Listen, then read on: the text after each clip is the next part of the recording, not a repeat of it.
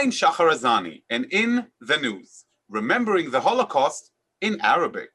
Every year on January 27th, the world comes together for the International Holocaust Remembrance and Commemoration Day. This was a decision made by the United Nations General Assembly in November of 2005, brought forth by Israel and agreed upon unanimously. Truly a remarkable occasion. It was an Israeli diplomat, Ambassador Roni Adam, who was the engine behind this important move. Roni serves today as Israel's ambassador to Rwanda.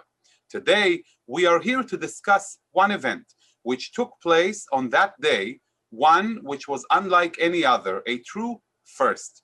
Israeli non-governmental organization, Zikaron BaSalon, literally translated in Hebrew, memory in the living room, joined hands with two other NGOs, Yusuf Haddad's Together Vouch for Each Other, and Israel Is, and created a unique commemoration ceremony which brought together, via Zoom in the spirit of the times, dozens of activists, bloggers, and participants, together with Israelis, for an event which took place in Arabic. Participants included people from the United Arab Emirates, Bahrain, and Morocco, as well as Israelis, both Arabs and Jews, all coming together to remember and to commit to never again. Israel's new ambassador to the UAE, Eitan Naeh, also attended and spoke at the event. To share more about this fascinating and fabulous story, we have with us two very special guests today.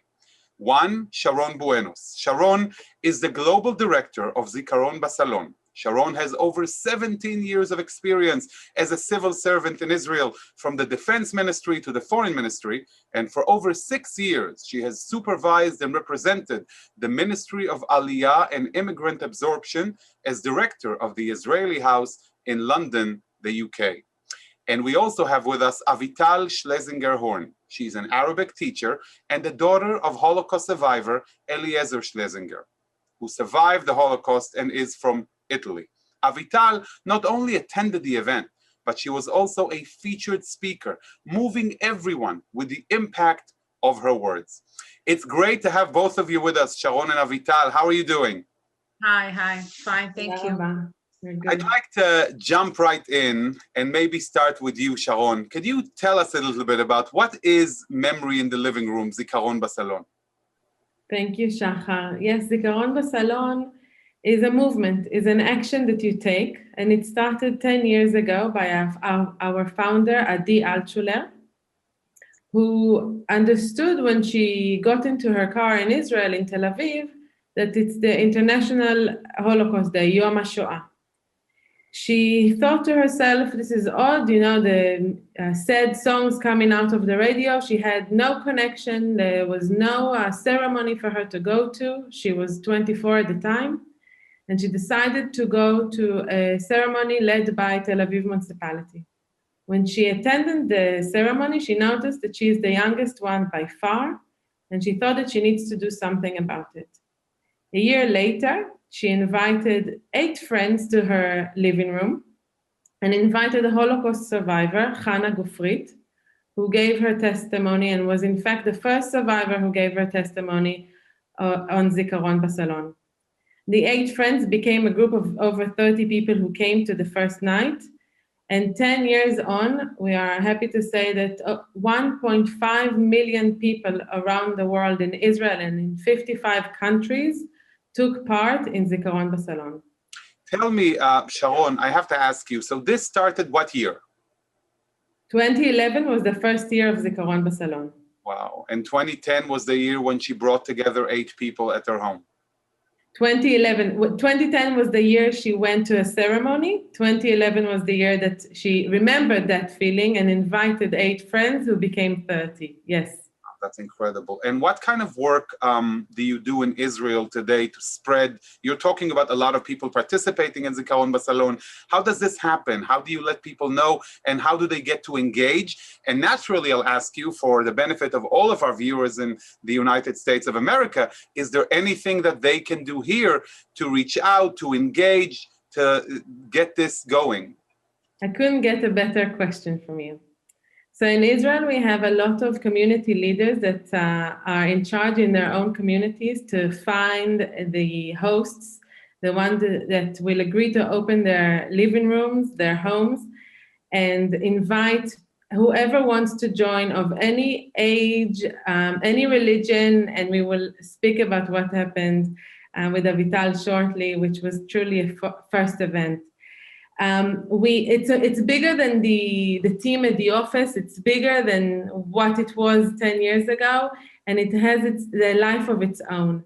Zikaron BaSalon is an action, like I said, it's an action that you take in order to commemorate the Holocaust in an intimate and informal way. And it has three steps. We have the past, which is the testimony, which can be recorded, and we can probably later on in this in our conversation talk about what COVID brought to us. So we have the testimony, which represents the past. After the testimony, we have an expressive part, which can be a song, a poem, lighting a candle, anything that you feel that you want to do with the group that you are in. And the third, but very important part is the discussion. And this is where we meet the Holocaust today and how the memory of the Holocaust makes us better people and how we can influence our own communities in making sure that the atrocities of the Holocaust will never come back. So it's out of our hands, and it's a gift that Adi was so kind to give to the world, I think, because once you take the framework of Zikaron BaSalon, you can literally put any content you want inside your memory, inside your Zikaron BaSalon event. And do you probably have a website where people can go to? We have a website, zikaronbasalon.com, and you can find all information in Hebrew and in English. We have different ideas of different topics that you can relate to. And of course, everyone is invited to call me and email me just before Yom HaShoah is approaching on the Yom HaShoah Eve on April 7th. We invite each and every one of you to open your living room or your Zoom call and to host a Zikaron BaSalon to commemorate the Holocaust. I just want to make sure people understand we have January 27th, which is the International Commemoration Day for the Holocaust. And in the course of April, we have the Israeli Holocaust Remembrance Day. And I just want to focus on one word you said, Sharon. You said, make it relevant, the relevant content and intimate interaction with the Holocaust. And I can't stress how important this is for people to realize, not to just treat it as another day on the calendar where we check mark it or have an experience like Adi had, where she goes to an event where she's the youngest, where she finds it difficult to interact, where she asks herself, where do I interact with this beyond just a mere song on the radio?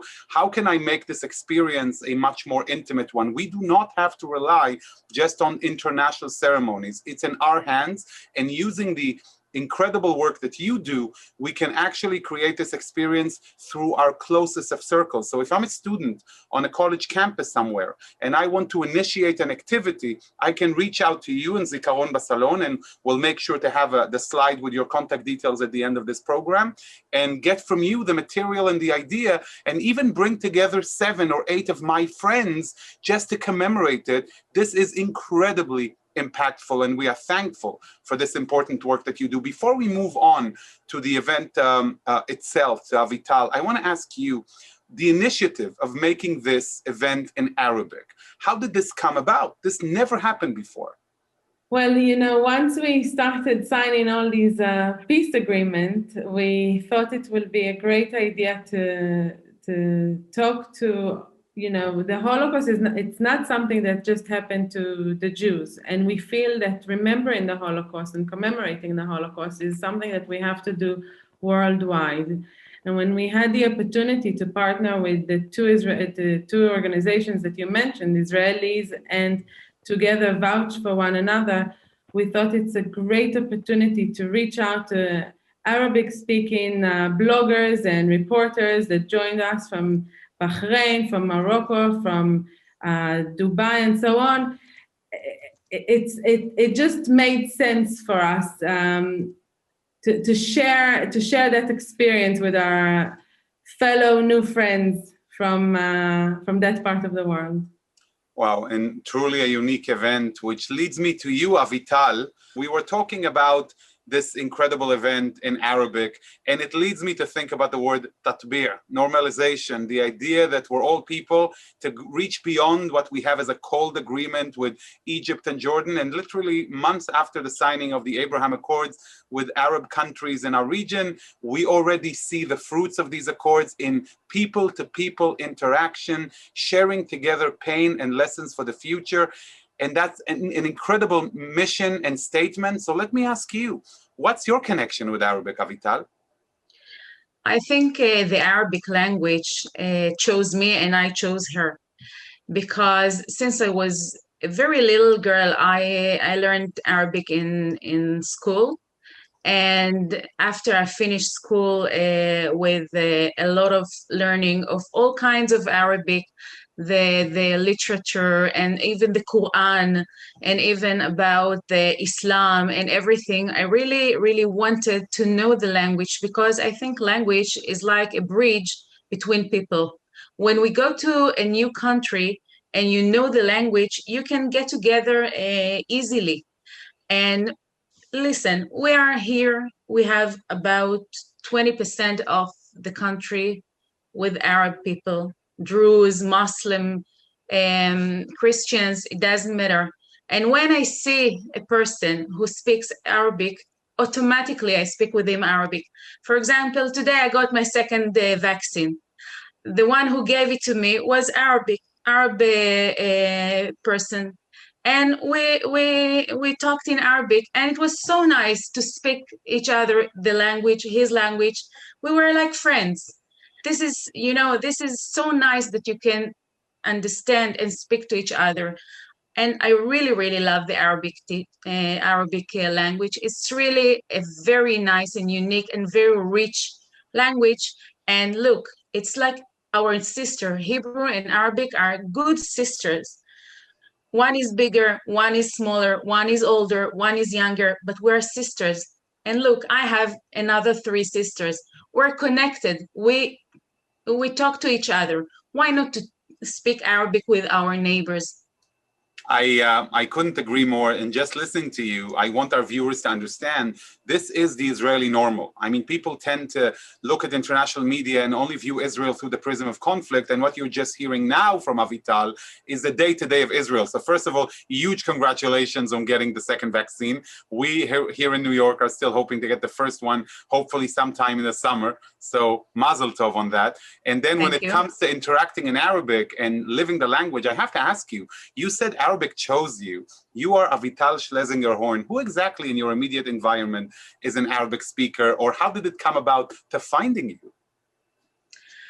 Nobody taught me Arabic at home. My father is an Italian speaker, but I think what I had in my house is the curiosity to learn and to understand, and the communication between each other was very, very important. For example, my parents went to the Negev to teach a lot of kids because they were teachers. That was their mission, that kind of communication. And what we were taught in the house is to communicate to everybody. And if you don't know the language, you can't communicate. And communication is through language and also through the deeds you do, the things you do. If you're behaving nicely, it's also a language. The way you speak is the language. The way you treat your neighbor is the language. And look, Abraham, Ibrahim Khalil Allah was the father of all nations. And he wanted Ishmael and Ishaq to live together in harmony. Each parent was his children to live with peace. It's okay to argument from time to time and to have quarrels, but all the time we want just peace. And I think Ibrahim, Abraham, and Abraham wanted us to live in peace. And what we're doing now in Abraham's peace between Bahrain, Al-Imarat, Al-Maghrib, يعني Morocco, the Emirates, and Bahrain, is what Abraham really taught us. This was his vision to all the nation. And I think if we treated each other with respect and with love, like brothers, the world will be much more better, will be better. And this is also my goal as a teacher. I'm a religious teacher. I teach in a non-religious high school. And I see that we can, respect each other. I see we can live together. We have laborante chemistry. She's Arab. We have, all kinds of people, and it doesn't matter where are you from. You need to be a good person. People are people are people. I want to ask you about your experience and interaction with the Holocaust, being a second generation, the Holocaust survivors. What has been your interaction with the memory of the Holocaust? Since I was a kid, it was like a closed door. My father, he didn't open this door very often. Just in some days, we see that he was a little bit sad, a little bit gloomy. He was like self-centered in himself. So we knew not to disturb him. And he was a very, very happy person, really very happy person. He used to tell jokes, and he wasn't so sad most of the time. But the Holocaust really, really put in his body, he was sick, and his spirit bad things, because he was sent from his home in the middle of the night with his grandpa. His grandpa was the chief rabbi of Mantova. He was born and raised in Mantova in North Italia, a small, really so beautiful city. And his grandpa saw that the things in Italy is going to be worse.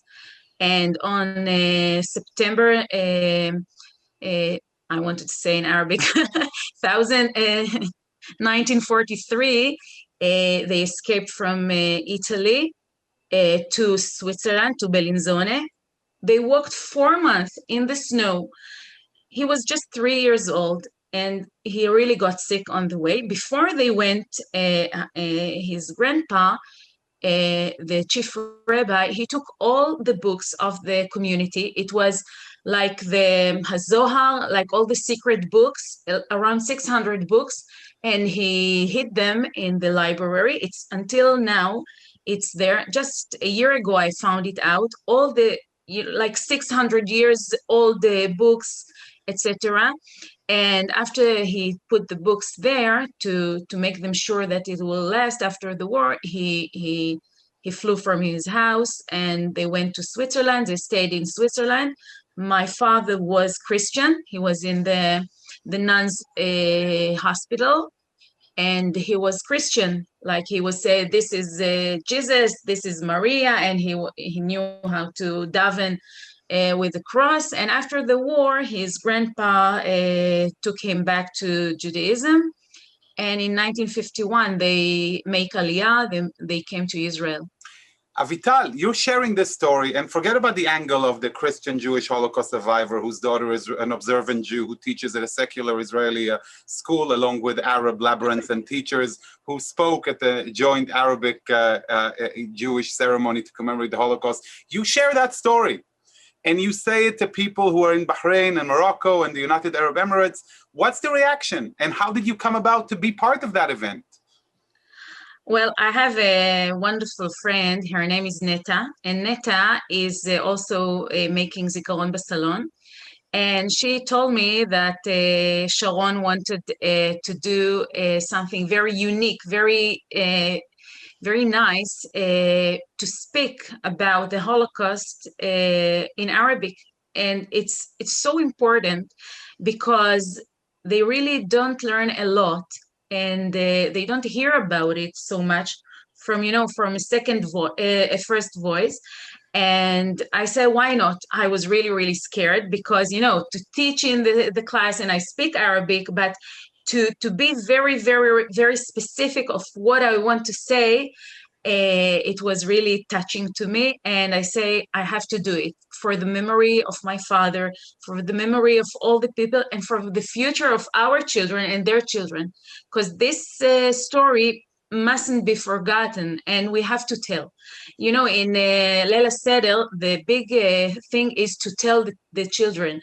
It's not the matzah ball, it's not the charoset, it's not the afikuman. The thing is, the big mitzvah, the big say is to tell the story.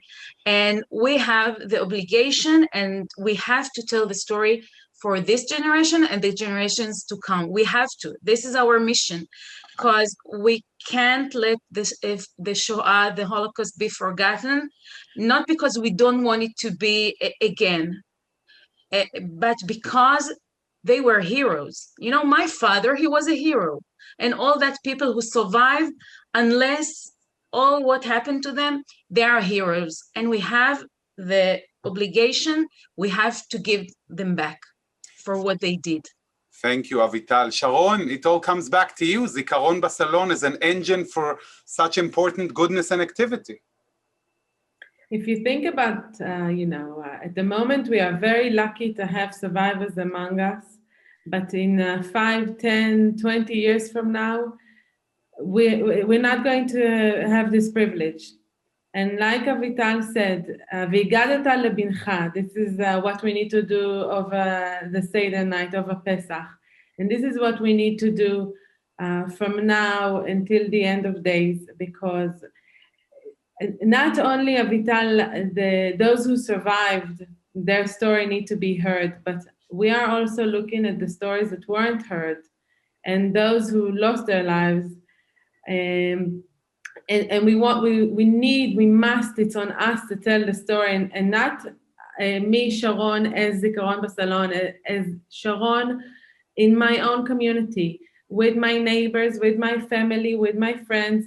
Shahar, I'm counting on you to host Zikaron BaSalon this year as well, and we shall continue and tell these stories and share these stories with everyone who is willing to listen to them. Thank you. I'd like to thank both of you. Thank you, Sharon, you got it. And thank you to both of you for your initiative in breathing soul and action into Never Again. I have to tell you, to me, every year, the Holocaust Remembrance is not about just hashtag we remember, but hashtag we do, we remind, we bear it in our hearts. It's not enough to just carry a sign and hold it on Instagram.